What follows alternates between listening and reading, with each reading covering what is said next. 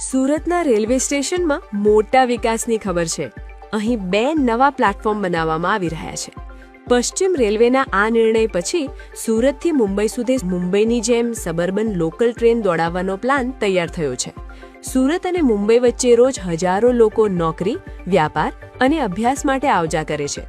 હાલમાં રોજ આશરે 45,000 મુસાફરો મેમુ પેસેન્જરમાં, 35,000 એક્સપ્રેસમાં અને 8,000 વીકેન્ડ સ્પેશિયલમાં મુસાફરી કરે છે. નવી ટ્રેનો નમો ભારત રેપિડ ટ્રાન્ઝિટ ટ્રેન તરીકે ચલાવવામાં આવશે. આ ટ્રેનમાં એસી નોન એસી કોચ સાથે શૌચાલયની સુવિધા પણ હશે, જેથી લાંબી મુસાફરી વધુ આરામદાયક બનશે.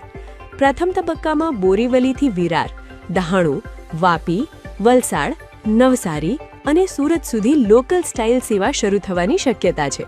આગામી 5 વર્ષમાં આ કોરિડોરની ટ્રેન ક્ષમતા ડબલ કરવાની યોજના છે. સુરત